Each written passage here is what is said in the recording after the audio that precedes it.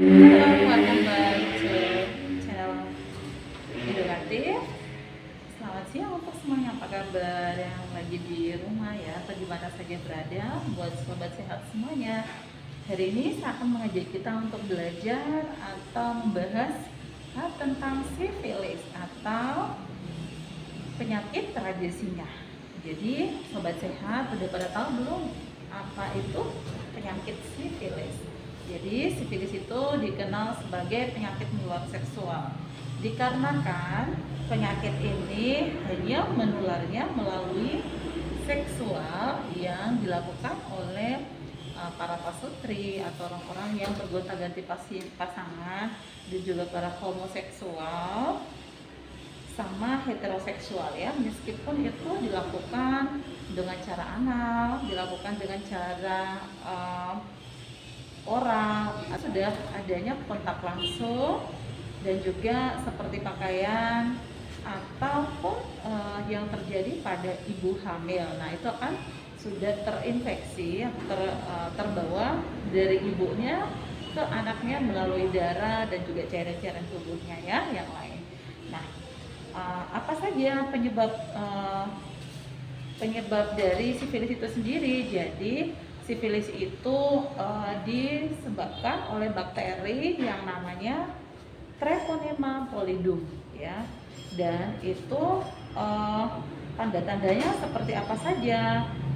Tanda-tandanya itu adanya tanda merah atau bercak merah yang gatal, dan juga keberadaannya itu biasanya di sekitar alat kelamin ya, penis, vagina, rektum, anus, sampai ke bibir dan juga mulut bagian dalam.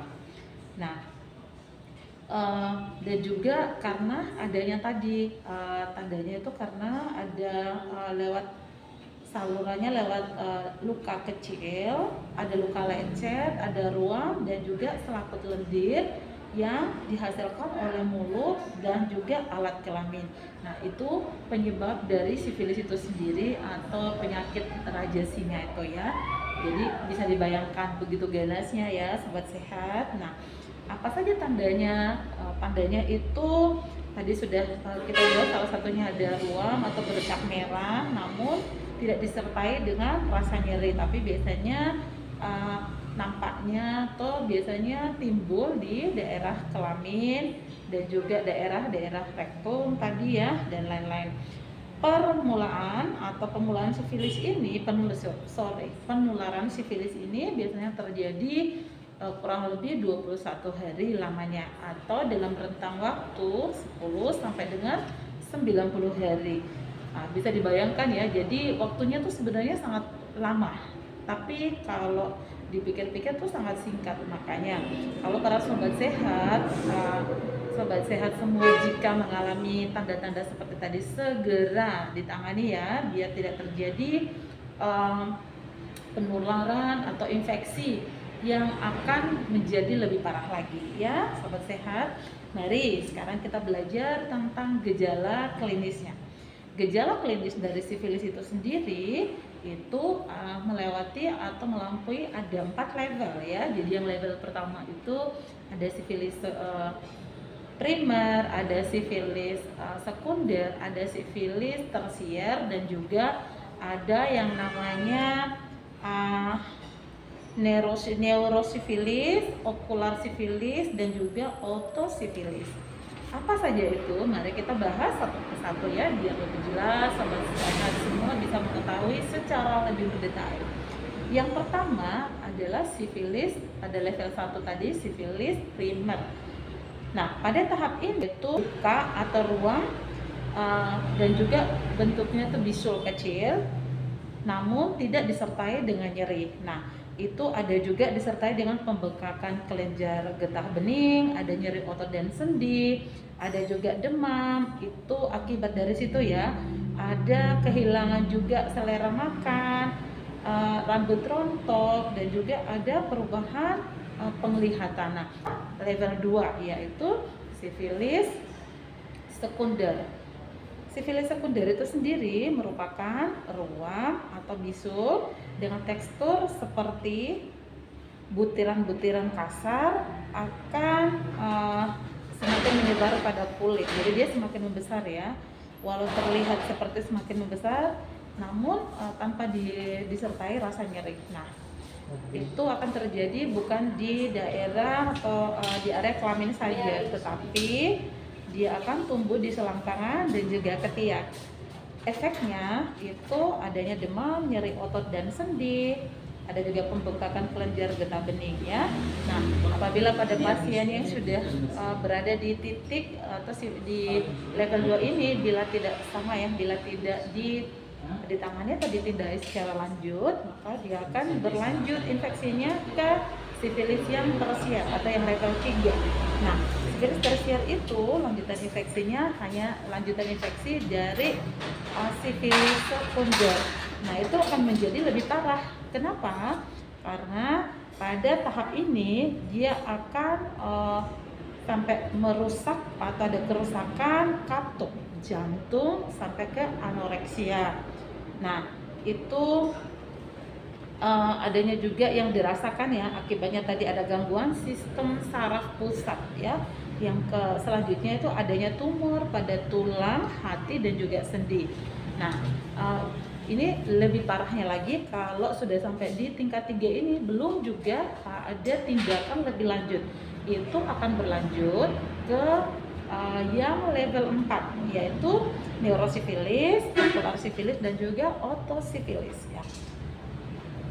Dari ketiga ini di level 4 itu merupakan komplikasi dari sifilis yang telah menginfeksi secara lama. Akibatnya tidak adanya tindakan atau tindakan lanjut dari pasien tersebut ya, atau orang yang menderita sifilis itu sendiri. Nah, mari kita bahas satu persatu. Apa itu neurosifilis? Neurosifilis itu akan menyerang pada sistem saraf pusat yang berpengaruh kepada koordinasi gerak dan kemampuan berpikir. Bayangkan ya sobat sehat, kalau sampai ke tahap ini seperti walaupun kita masih dalam keadaan stabil, tetapi koordinasi atau kita sudah mengalami cacat ya, cacat pada saraf kita secara perlahan tanpa kita sadari ya. Nah, itu gejalanya itu akan meliputi seperti yang dirasakan itu sakit kepala, lemah, cara kerja otot dan sendinya itu menjadi lemah. Selain itu dia akan juga kelihatan kebingungan dan demensia sampai dengan titik di mana harus ada kelumpuhan. Aduh, jangan sampai ya sobat sehat. Nah, jika masih belum naik level ya, dia ke yang ocular sifilis. Nah, apa itu ocular sifilis? Ocular sifilis itu berkaitan langsung dengan daya penglihatan, atau dia itu lebih menyerang ke daya kita ya. Jadi power kita itu udah dirusak. Kita bagaimana ya? Jadi akan lebih terasa sangat kesakitan atau kesusahan ya kita. Jadi daya penglihatan yang menurun dengan gejala seperti bintik-bintik mengembang pada mata atau namanya itu floaters, dan penglihatan itu akan pelan-pelan menjadi kabur hingga sampai yang parahnya itu akan mengakibatkan kebutaan. Nah, kalau sudah sampai di titik itu belum juga ada tindakan, maka dia akan naik level lagi sampai ke komplikasi yang terakhir, yaitu namanya otosifilis. Apa itu otosifilis? Otosifilis itu komplikasi yang menyerang pada kemampuan pendengaran. Bayangkan kalau tadi yang neurosifilis itu dia menyerang ke saraf pusat kita, jadi melumpuhkan koordinasi sistem saraf kita. Lalu dia naik lagi ke ocular sifilis, itu udah menyerang pada menyerang pada penglihatan. Sekarang yang ketiga ini dia menyerang pada sistem pendengaran kita ya.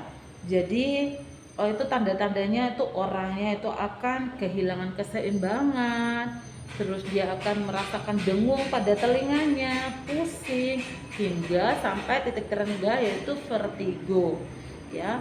Nah, banyak tentunya ya yang bertanya, termasuk sobat sehat di sana, apakah sifilis itu bisa diobati? Bisa, hanya ketika waktu kita baru mengalami gejala awal atau kita masih berada di titik-titik level pertama gitu ya, level pertama dan kedua, harusnya udah cepet kita segera melakukan tindakan pengobatan atau berkonsultasi ke dokter spesialis, ke rumah sakit atau ke kesehatan. Jadi kita itu dianjurkan untuk segera melakukan terapi atau segera melakukan pengobatan dengan dokternya ya, biar kita segera bisa terobati. Karena apabila kita terlambat, apalagi hingga sampai di level keempat, maka sangat kecil kemungkinannya untuk bisa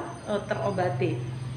Nah, obat apa saja yang bisa digunakan untuk bisa melumpuhkan atau mematikan daripada virus sifilis ini? Apakah sobat sehat semua sudah pada tahu?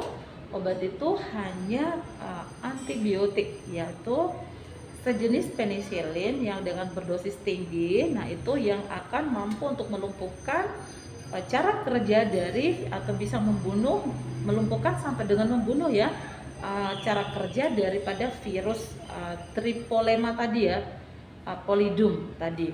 Jadi dia itu yang mampu untuk mematikan daripada virus ini. Nah, itu pun sama demikian. Bagaimana penanganannya terhadap pasien yang notabene-nya ada orang hamil? Sama ya cara penanganannya, hanya kita harus berhati-hati dengan pasien.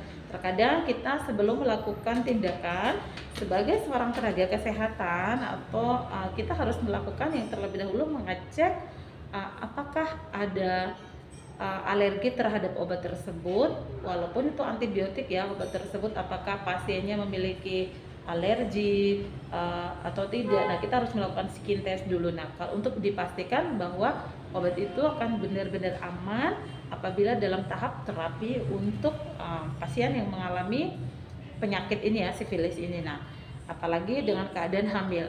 Nah, jika setelah itu kita akan melakukan penanganan yang lebih lanjut apabila setelah ibunya selesai melakukan proses impartu. Nah, di situ kita akan melakukan tindakan yang lebih lanjut lagi ya. Nah, catatan juga untuk penanganan pasien sifilis yang itu yang harus dicatat ya.